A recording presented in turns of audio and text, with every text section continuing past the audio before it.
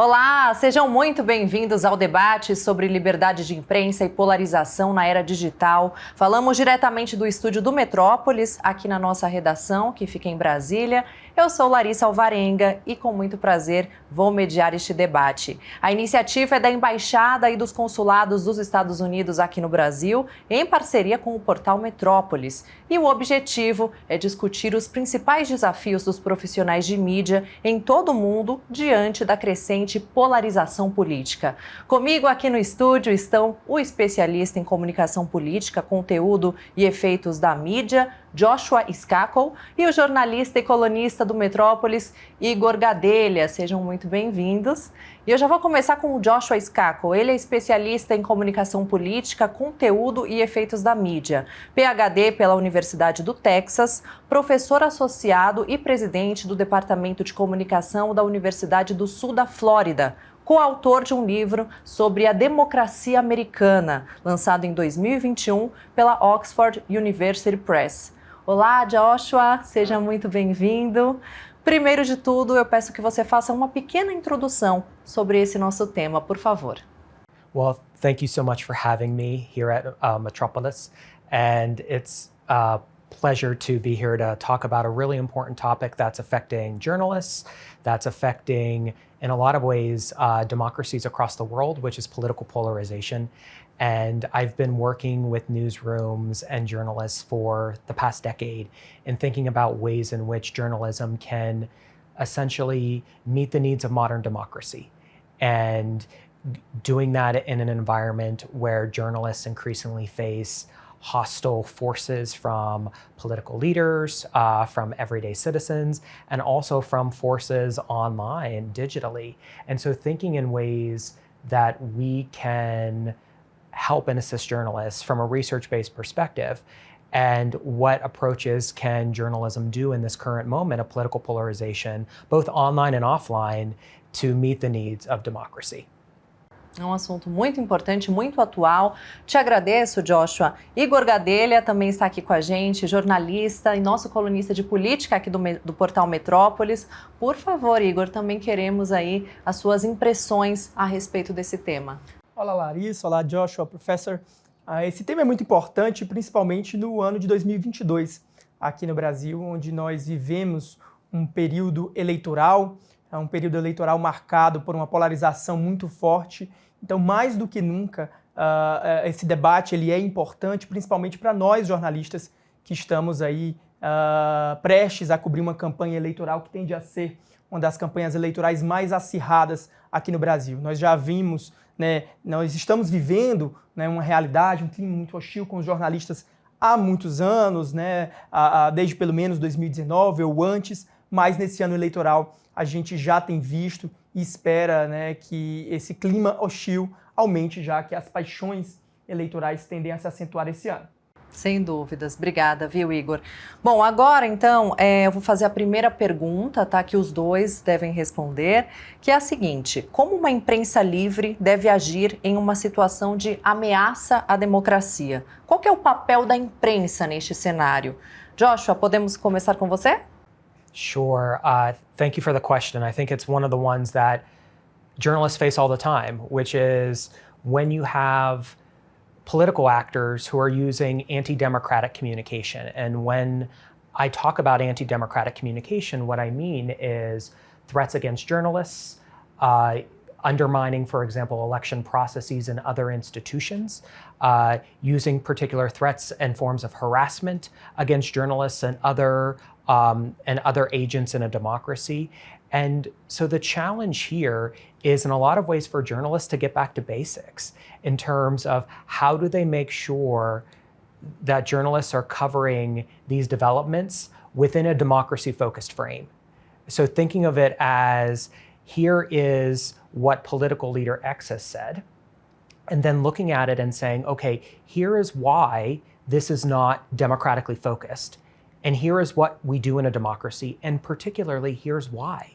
Because I think we need to be careful about the ways in which political leaders say particular things and the ways in which they go about saying it. Because individuals who might be watching us at home, who might be reading the newspaper or reading the news online, might not understand why particular components of democracy, like a peaceful transfer of power, are so important to them. And so that's where journalists must focus. It's taking these sort of anti-democratic acts and putting them in a frame, in a democracy-focused frame, and holding that up for individuals. Tá certo. Igor, você quer que eu repita? Ou pode... Não, sim. Acho que o jornalismo é muito importante diante de ameaças democráticas, porque a gente tem o papel, primeiro, de mostrar a situação, primeiro de mostrar as ameaças. E eu acho que o nosso trabalho, ao revelar, primeiro, as ameaças à democracia, ele é até importante para evitar possíveis concretizações, né, de eventuais ações ou aventuras antidemocráticas. Eu acho que a gente é importante para alertar não só a população internamente dos movimentos antidemocráticos, mas também o mundo todo, né? No mundo globalizado como a gente vive, a imprensa ela tem esse importante papel de relatar ao cidadão brasileiro o que está acontecendo, as ameaças, eventuais ameaças que estejam sofrendo, mas também o mundo todo, porque hoje a informação chega muito rápido. Isso é muito importante, né? A gente sabe, num contexto como nós vivemos hoje, que levar ameaças, levar informação para o exterior também é importante, porque há uma pressão da comunidade internacional, né, para ajudar a frear esses eventuais movimentos, ameaças antidemocráticas aqui no Brasil. Tá certo, já agradeço então, Josh e Igor. Nós temos agora uma pergunta que foi enviada pelo jornalista Júlio Lubianco, ele é colaborador da revista digital Latam Journalism Review. Ele nos enviou a pergunta por vídeo. Vamos acompanhar. O meu nome é Júlio Lubianco e eu sou colaborador do Latam Journalism Review, que é a revista digital do Centro-Night para o jornalismo nas Américas. Eu escrevo lá sobre liberdade de imprensa, inovação no jornalismo e também sobre mercado de mídia. E eu queria ouvir um comentário de vocês sobre o papel que nós, jornalistas, temos em fortalecer ou então arrefecer os ânimos políticos mais acirrados, se é que a gente pode ou deve ter algum papel nisso. O que me parece às vezes é que o jornalismo sofre diante do público de uma espécie de crise de imagem, que a gente não sabe muito bem como lidar com isso, que acaba nos deixando aí mais vulneráveis a agentes políticos maliciosos que gostam de nos caracterizar como inimigo ou agente de propaganda, coisas desse tipo. Enfim, será que na nossa atividade há algo que possamos fazer? Obrigado. Pode começar, Josh. So there are, I think, a couple of approaches here that are very important. The first is in the heat of a campaign, and we've heard that term already in this conversation, the heat of a major campaign. It's going to be a very heated campaign. One of the roles that journalists have is actually taking down the temperature in terms of, we oftentimes think of these campaigns as sort of matchups between various forces. So we think of them almost like sporting events, and we treat them as sporting events. We describe in terms of who's leading in the polls and who's behind, which candidate is strategizing to do one thing versus another. And what that ultimately does is, in some ways, that leaves citizens out of it. They don't become the subjects of these stories. And also, what some of the academic research shows is that when these stories are framed as strategies and as games, people actually become more cynical about the political process. So what journalists should be thinking about is, how do they center individuals and citizens in their stories? How do they talk about what campaigns mean to them as voters in terms of who they are, as well as what they believe in? And that is a different type of coverage that I think journalists should be focusing on in a political campaign. I think what that does is that does cool temperatures some, because you're focusing it on real people. Journalists should be focusing campaigns on the voters in a democracy who have power. On election day, everyone has the power of their vote. And so being able to focus that power away from the elected officials that are trying to get their names and their comments in the news and focusing it back on voters, I think is critically important to empowering people and also to pushing back against these sorts of anti-democratic forces that we see popping up in many places in the world. Perfeito.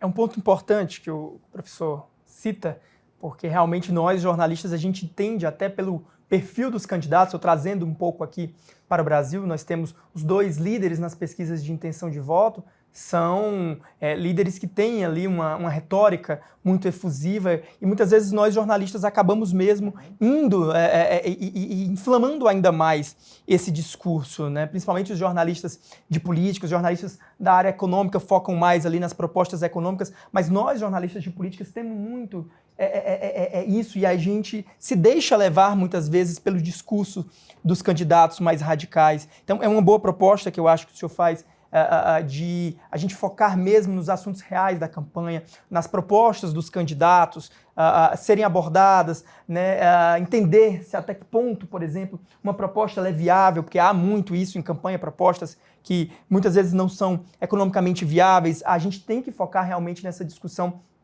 principalmente nesse ano aqui no Brasil, onde o cenário está bastante conflagrado. Eu gostei muito dessa sua proposta, professor. Well, and I think we can think about what you just said as well in terms of the ways in which journalists are actually part of this process and what that means. And journalists are not supposed to be stenographers. You're not taking down word for word what a political leader says. They have staffers for that. The job of journalists in this particular circumstance is in a lot of ways to contextualize these sorts of remarks. So journalists in a lot of ways have a very critical role here. And I loved your comment, Igor, about the ways in which political leaders bait journalists. They throw out inflammatory things knowing that journalists are going to respond. And so oftentimes the best course of action is restraint in that circumstance. Muitas vezes jogam essas iscas que o senhor fala até para desviar as atenções da imprensa e, por que não, do eleitorado de algum ponto que incomoda. De um outro problema que o país está passando, então eles acabam, de certa forma, falando algo mais radical ou que chame mais atenção do que aquele fato que aconteceu dias atrás. Ou muitas vezes para se proteger de um assunto que vai vir na campanha eleitoral que não o agrada, que não é um assunto que ele domina ou que pode ser, de alguma forma, negativo para a sua campanha. Absolutely. And what we're getting at here is the attention that candidates want. They want media attention. And so oftentimes there are a couple of different approaches that candidates sometimes engage in. One of the ways that some candidates get attention is through outrage, is through these sorts of attention-grabbing strategies. So they will say outrageous things, knowing that the journalists will want to immediately push back. And ultimately what that does is that feeds into the political leader's message that journalists are against them.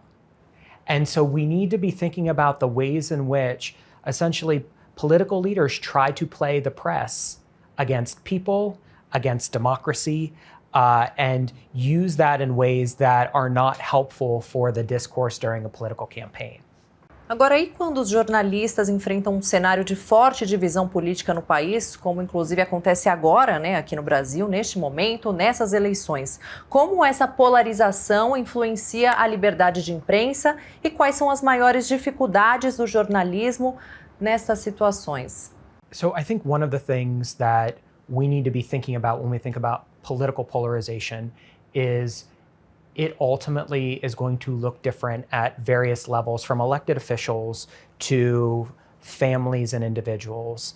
And this can impact everything from family conversations around the dinner table to the signals that elected officials are sending in their communication. And that's something that I try to understand when I'm teaching, when I'm working with students, when I am talking with family and friends, is the ways in which these messages from political leaders propagate across the public. And so one of the things that I think is very important is journalists can't escape political polarization. You're going to face it in the sense of how viewers react to your coverage. They might love it or hate it. And there might not be very much space somewhere in between for reasoned opinion. One of the challenges of a political campaign is that political campaigns are run in a way by political leaders to polarize the electorate. In order to get the base out to vote, it has to be polarized. people have to have strong feelings about their candidate or strong feelings against the other candidate. That's polarization, the sort of strengthening of these attitudes. What happens, though, is the sort of discourse that democracy needs and the dialogue that has to happen in order for people to move on after the campaign. What it does is it can corrode that process. It can make that process of moving on after the campaign much more difficult. So there are things that journalists can think about, and one of them is, in a lot of ways, for example, acknowledging when someone comments about a journalist story, for example, on social media or in a comment section, and we've all seen those comments of what they look like. One of the challenges is how do you respond? And so one of the ways to think about that is if sometimes this sort of polarization is based on not necessarily the political issue of the moment, but some sort of distrust or lack of confidence that an individual has in the political process or some institutions of democracy. So being able to go there and ask those basic questions about why a person feels the way that they do might actually be very revealing about where voters are, because it might not necessarily be about a particular message from a political leader that they latch onto. It might be at a time when they were, 10 or 15 years ago, they faced, for example, a robbery and no one helped them. And so they became, for example, distrustful about institutions because no one helped them when they needed it. And that, I think, is something that we should be talking about. Those are the things that I think can help bring us together in terms of what are our hopes and what are our fears in this particular circumstance. Eu acho, professor, que tem ponto importante aí que o senhor colocou, mas para nós, jornalistas que estamos ali na cobertura, muitas vezes a gente acaba não respondendo, pelo menos eu tento não entrar naquilo ali, até para não gerar mais engajamento e entrar ali, porque a gente tem aquela premissa máxima do jornalismo, que é uma premissa difícil, mas que a gente tem que sempre buscar o ideal, que é de ser imparcial. E aí, de repente, quando você vai responder ali a algum questionamento sobre a sua matéria, você corre o risco, de repente, ali de dar margem para alguém questionar sua imparcialidade. Então, muitas vezes, e eu noto isso conversando com os colegas, muita gente tem optado, principalmente nesse ambiente de polarização e de ataque à imprensa, de não responder, ou de responder com uma matéria jornalística ali, que vai checar, por exemplo, um fato, que vai ver se o que aquele determinado político disse é verdade ou não. Então, muitas vezes, principalmente nesse cenário aqui brasileiro, a gente tem optado por responder com matérias, né, com checagem de fatos, e não ir ali para o embate. Alguns colegas ainda estão, né, ainda tem essa disposição de ir ali. Eu, particularmente, tenho ficado mais ali de não responder, para não entrar nessa, e nem dar margem para questionamentos do meu trabalho. Mas esse é o nosso grande desafio hoje, porque nós também temos uma função social, e muitas vezes não tem como fazer uma nova matéria ou responder só com matéria. Muitas vezes você é uma figura, você tem muitos seguidores e nas redes sociais, você também se comunica pelas redes sociais, sua ou do próprio veículo que você trabalha. Então, muitas vezes você tem a função social. Eu acho que esse é o grande desafio da gente. Tentar não cair em armadilhas também, que a gente vê hoje que existe também ali a estratégia de campanha de usar as redes sociais, de usar até a sua militância ou seus apoiadores para também tentar desacreditar a imprensa. Esse é o nosso grande desafio, de não cair em armadilhas e não deixar aquilo, fazer o seu trabalho ser julgado de forma errada. And I think you bring up some really important points, that there is a legitimate approach that might entail not responding at times. And one of the things that we know based on kind of the research that myself and some of my colleagues have done is that who journalists are in terms of how they approach the campaign, and also just who they are in general, these attacks will look very different. These attacks will look very much, they will look very different depending on if the journalist is a woman. For example, gender is very important as well in this particular dynamic in terms of how they respond. And so we need to be thinking about the ways in which these attacks will look different. And that's partly the reason why the sorts of interactions with with voters online or with people who are commenting online can be very challenging at times. And also, there are particular moments where acknowledging someone's maybe legitimate emotions might not work, or thinking about maybe posing a legitimate question to a person about why they feel the way they do, you might not get the response that you hope for or you want. In the heat of a political campaign, that might happen. Absolutely. So in those particular instances, we need to be thinking about the ways in which journalists can also protect themselves in these online spaces. And that can include disengaging. Obrigada, Joshua e Igor. Temos mais uma pergunta por vídeo, né? Dessa vez da Natália Viana. Ela é presidente da Associação de Jornalismo Digital, AJOR. Vamos acompanhar a pergunta dela. Meu nome é Natália Viana, eu sou presidente da AJOR, a Associação de Jornalismo Digital. E a nossa pergunta é como é que dois fenômenos afetam a liberdade de expressão. Primeiro, a concentração da mídia, a concentração da imprensa, que é uma questão histórica no nosso país, e, por outro lado, o crescimento dos canais que monetizam a desinformação, através de redes sociais e de anúncios. Como é que esses dois fenômenos impactam na liberdade de expressão? I love this question about freedom of speech. And one of the reasons why it's so important to think about freedom of speech is because it's oftentimes misused in terms of someone believing that they have a certain right to say particular things on a social media platform, for instance. And one of the challenges is explaining where are the limits on freedom of speech.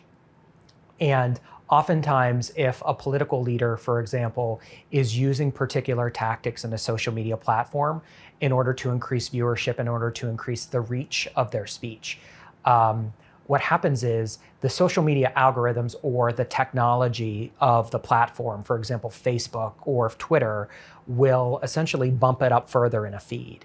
And because of that, that's where the monetization comes in. This is where people are being shown content that they might already agree with. And ultimately what social media platforms are giving us is they're giving us more of everything that we want. And sometimes that can be an okay thing when we're looking at like cute cat videos or cute dog videos, but also that might include, political information that we already agree with, and that's said in a very coarse manner. And so the social media algorithm is going to be bumping up both of those things. So one of the key components to think about is how can social media platforms essentially make sure that a political leader's words and messages might not achieve the reach that they do. And that, I think, is different. And oftentimes what we see is political leaders, if they, for example, get banned from a particular platform, if they get deplatformed, what is known as deplatformed, if they get taken off Twitter, for example, they might then say, well, I don't have free speech anymore.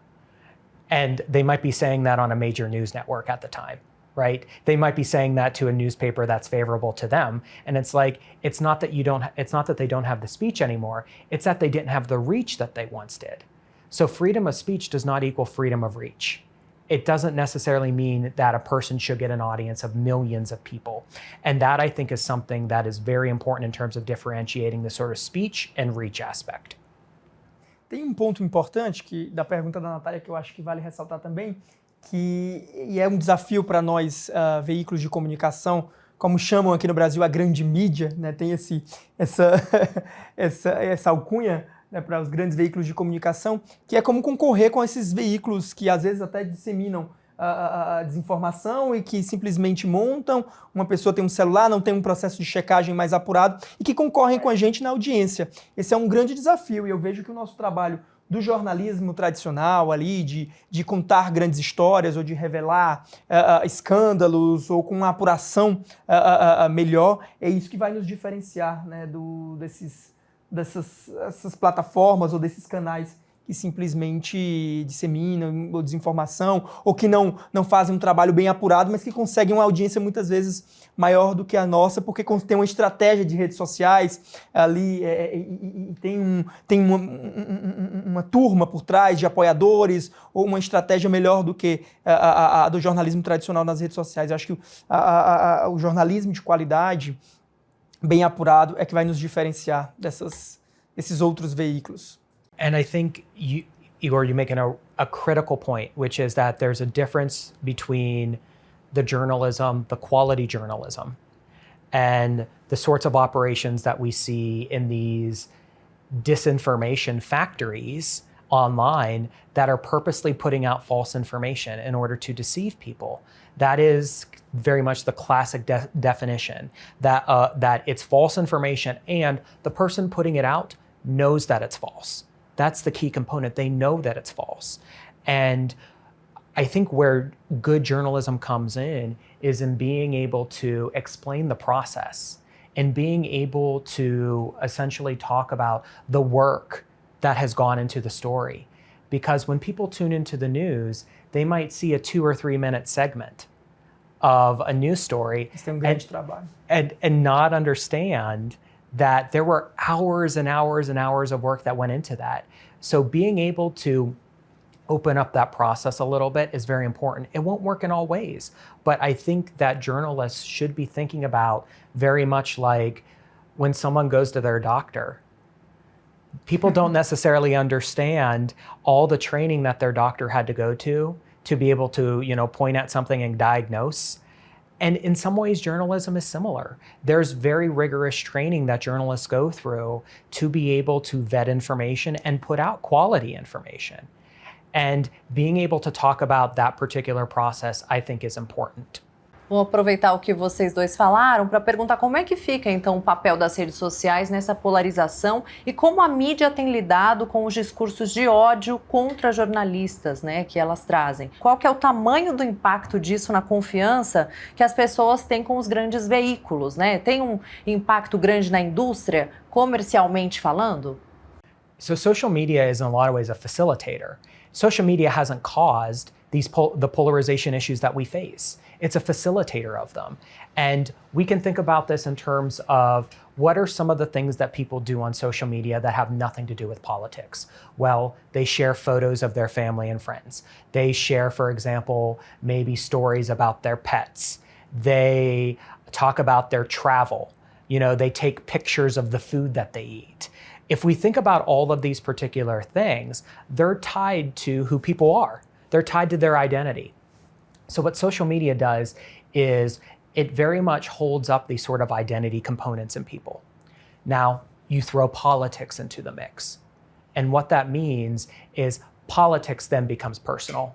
It becomes personal just like your favorite food. It becomes personal just like your favorite spot that you like to go on vacation. And so what that means is people begin to see politics through the lens of who they are and their identity. In turn, political leaders are increasingly talking about their own identities and trying to project a particular identity to voters in these spaces.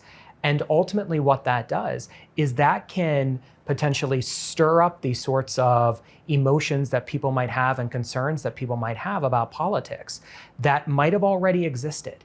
And now there's an outlet. There's social media. And so people who might feel like the political system has left them behind entirely can suddenly feel like they have a platform and be able to express their views in a way that they were never able to express to their government officials, maybe to their local journalist, and get their views on air or in the newspaper. And suddenly their voice matters. So being able to talk about the ways in which social media can assist in very positive ways in helping people to express themselves, but also in potentially destructive ways. Ultimately, what social media is doing is just facilitating these many behaviors and many concerns and attitudes that already existed in portions of the public in our politics. Eu acho que o verbo não é nem facilitar, eles ampliam esse debate, né? Porque permitem às pessoas, simplesmente por detrás de um computador, de uma tela de celular, elas fazerem essa discussão. Isso é bom por um lado, mas por o outro lado, ela também facilita ali a propagação de um discurso de ódio, de ataques, seja a pessoa que pensa diferente, mas como nós, jornalistas, também facilita. Então, assim, ela facilita, mas ela amplifica, e isso se torna muito grande.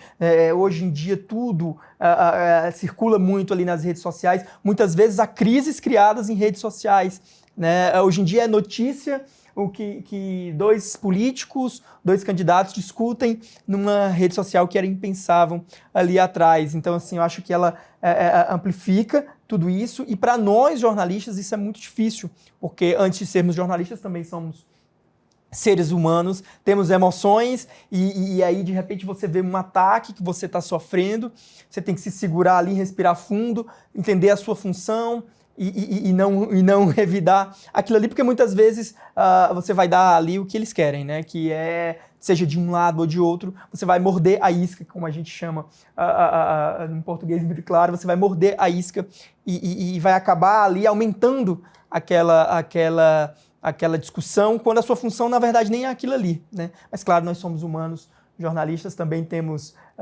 sentimentos, isso é um grande desafio para todos nós. It absolutely is. And you bring up an important point about the speed and the ways in which it can assist expression, and then the ways in which it can amplify very bad expression. And one of the key things that we can think about is, before social media, people talked about the news. Oftentimes the difference is journalists didn't see the talking, right? Now you see it. And so I think we need to be cautious in terms of thinking about in what ways have maybe some of these attitudes existed. And particularly, we can think about it in the United States, trust in our major political institutions, including trust in the press, has in general fallen over time. And not all of that is due to digital and social media. It was due to other dynamics that were also in place. And so we need to be thinking about the role of social media. And you're right in the sense of it doesn't just facilitate, it amplifies. It does. It can amplify many of these things. It gives it a platform that is very different than if 5 friends are complaining at the local bar about what was on the news that night. That's a very different platform than if they're on social media, right? And one of the big differences is because you can see it. And so thinking about the ways in which many of these things have existed, they can now be facilitated and amplified, I think is very important to understanding your audience and beginning to think, okay, how can we as journalists push back against that? Boa reflexão, né? E é por isso que agora eu vou perguntar para vocês qual que é o papel das próprias redes sociais para combater estes discursos de ódio. Moderação, regulamentação. Fiquei sabendo que o Joshua tem dados ali interessantes sobre justamente essa questão, né, Joshua?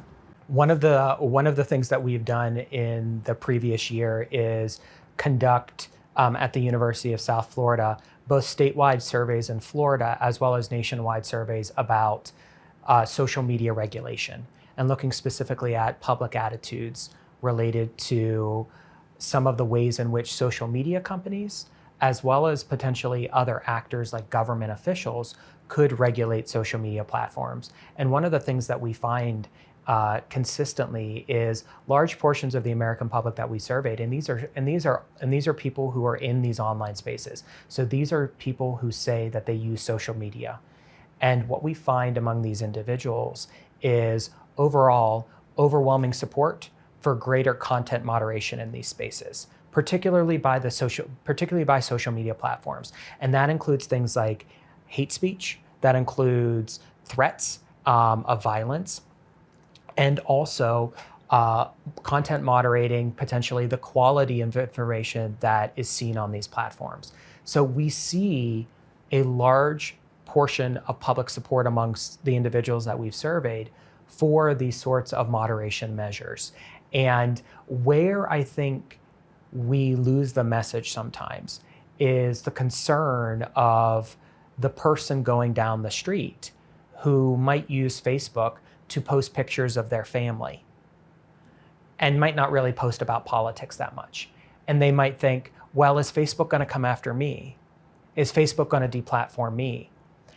And where I think we can look at the particular message on this is that the support is there for these social media platforms to scrutinize more closely the statements of elected officials.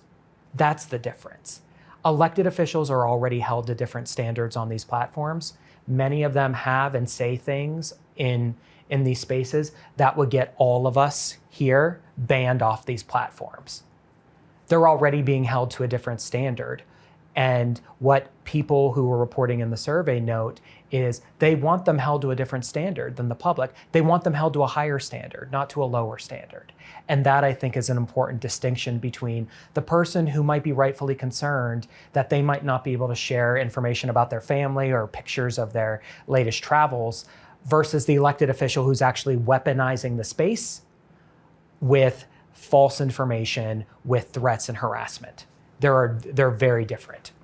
Isso tem melhorado, eu tenho visto isso assim, melhorado ao longo dos últimos anos. As redes sociais, embora, né, tenham surgido aí há um pouco mais de 10 anos ou mais, mas o uso delas se intensificou nesses últimos 10 anos. Essa moderação é uma coisa recente. A gente já tem visto no Twitter, no caso do Instagram também, já há uma identificação quando é um conteúdo falso, né? O Instagram, por exemplo, já marca ali como uma possível informação falsa. Eu acho que isso é bom, porque ajuda o leitor ali a decidir quero consumir ou não, já tem uma sinalização. Isso tem ajudado, inclusive, o nosso trabalho. Aqui no Brasil, Joshua, a gente tem feito, né, diante de todo esse ataque também que a mídia vem sofrendo nos últimos 4, 5 anos, há uma iniciativa muito importante que é consórcios de veículos de comunicação para checar informações que agentes políticos ou agentes econômicos colocam. Isso ajuda muito, até na divisão do trabalho, porque isso requer pessoal, requer profissionais para fazer esse trabalho. Isso tem ajudado muito, né? Os veículos de comunicação fazem esses consórcios para tentar checar as informações que outros atores colocam. Isso tem nos ajudado muito e dado relevância para nós, né? De que, sim, nós temos um trabalho ali, nós temos métodos de apuração, temos técnicas de apuração e que isso deve ser valorizado. Absolutely. And you bring up an important point about the ways in which news outlets and newsrooms can work together. And this is a key component because we should be thinking about these sorts of attacks and threats against journalists as essentially attacks not against an individual, but against your profession. And so thinking about how can your organizations essentially support you and support journalists and your profession in ways that can hold up the ideals of a free press. So these sorts of consortiums are very important to being able to take these steps to not only combat false information, but also to be able to take steps to defend journalists as well in tough environments where you have to do your job. And so thinking about these things not as, you know, the individual journalist up against a political official who might be personally harassing them in an online space or having their supporters harass them, but thinking about it as this is a journalist who represents this organization. And not only that, but all of these other media organizations are also with them because no journalist should go through this treatment. And every news organization should be speaking with a particular voice in that regard about the importance of a free press. Obrigada, Josh. Obrigada, Igor. Temos agora uma pergunta que foi enviada pelo Sérgio Littke, que ele é editor-chefe do projeto Comprova. Vamos acompanhar a pergunta dele. Olá, eu sou Sérgio Littke, editor-chefe do projeto Comprova, um projeto colaborativo do qual fazem parte 43 organizações de mídia brasileiras, lideradas pela Associação Brasileira de Jornalismo Investigativo, a ABRAGE. A minha pergunta no ambiente em que prosperam sites que simulam meios jornalísticos para produzir desinformação disfarçada de notícia, é necessário revisar o conceito de jornalismo ou bastaria reforçá-lo? This is a tough question. This is a tough question. What we're seeing is the exact same trend in the United States, where you have these websites that masquerade as legitimate news outlets. And I think that there are, in a lot of ways, tried and true principles that journalists do, that these outlets that are not news outlets, that are purposeful disinformation don't do. So for example, this is where journalists should be talking more about what they do, should be talking about how do you go about your work on a daily basis in terms of interviewing sources, vetting information, because a lot of information comes across your desks, your mobile screens that doesn't end up in the news. And so explaining how you go about and how journalists go about doing those processes, I think are very important, because I promise you, those outlets that are disguised as sort of these legitimate outfits are not doing that. They're not giving vital information in terms of who are the sources that they're naming? Are they credible sources? Do they have expertise in the areas that they're even talking about? So being able to go back to, I think, the basics of journalism, the basics of the who, what, where, when of a news story, and then talking about, okay, here's how we went about collecting information, because these fake news outlets, ultimately, they're doing this for money. They're doing this because they've realized they can monetize whatever platform that they have, but also we know that the information quality is quite low. So where I think journalists can push back against this particular tide is in being able to talk about the quality ways in which you collect information. Essa é uma pergunta muito difícil, me fez refletir aqui. Eu acho que o jornalismo é um só, né? Talvez há muita coisa travestida de jornalismo, que são esses veículos de comunicação que tentam. E a grande questão é isso, porque o jornalismo tradicional ele também precisa ser economicamente viável.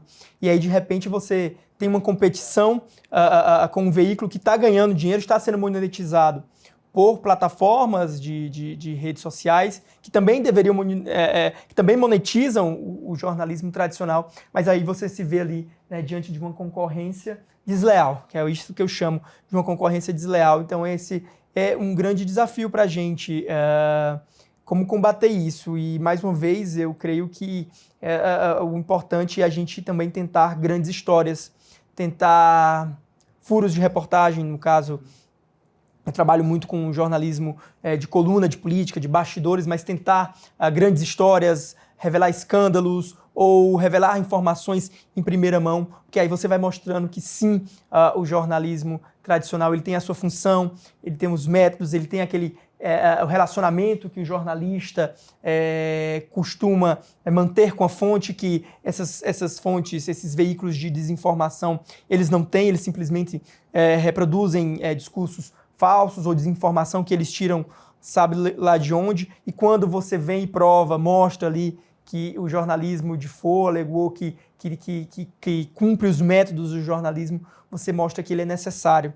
E eu acho que isso é o nosso grande desafio, investir em grandes apurações ou em informações de qualidade, né, ou em primeira mão também, que isso é muito importante hoje em dia. Well, and I think that good journalism, in a lot of ways, should potentially support our attitudes at times and also challenge them. And one of the things I talk to my students about is if they're reading stories from a particular news outlet and they're always agreeing with the stories that they're reading, they need to find another information source as well. Because if they're not necessarily getting information that potentially challenges their point of view, but then sometimes supports it, then they're not finding information from potentially a much more balanced option. And so being able to talk about the ways in which, and I think this goes back to, in some ways, how do we talk to the public? How do we talk to people? And being able to say, look, you're not always going to agree with what happens in the news. I mean, you can think about it in terms of news also reports things like car crashes. No one likes car crashes. Sometimes in politics, the news is going to report things that you don't like. And that is the job of a news organization. It's to report what has happened, regardless of whether or not a person's going to agree with it or disagree with it. And I think there will always be a market among some individuals for quality information. And there will also always be a market for really bad information. There will be. And so being able to think about the ways in which journalists can use quality information as a means of essentially breaking into and keeping market share is very, very important. Com certeza, né? Acho que ficou claro para a gente a importância do papel do jornalista, né, nos dias atuais, sempre trabalhando com ética, noticiando os fatos e ouvindo os dois lados. Agradeço demais, Joshua Scacco, Igor Gadelha, por vocês terem compartilhado aí o conhecimento de vocês conosco, e agradeço também a participação de quem acompanha a gente aqui. Chegamos ao fim do nosso debate sobre liberdade de imprensa e polarização na era digital. Muito obrigada pela companhia e não deixe de seguir o Metrópoles em todas as redes sociais, tá? Lembre-se de se inscrever aqui no nosso canal do YouTube. Até a próxima. Tchau, tchau.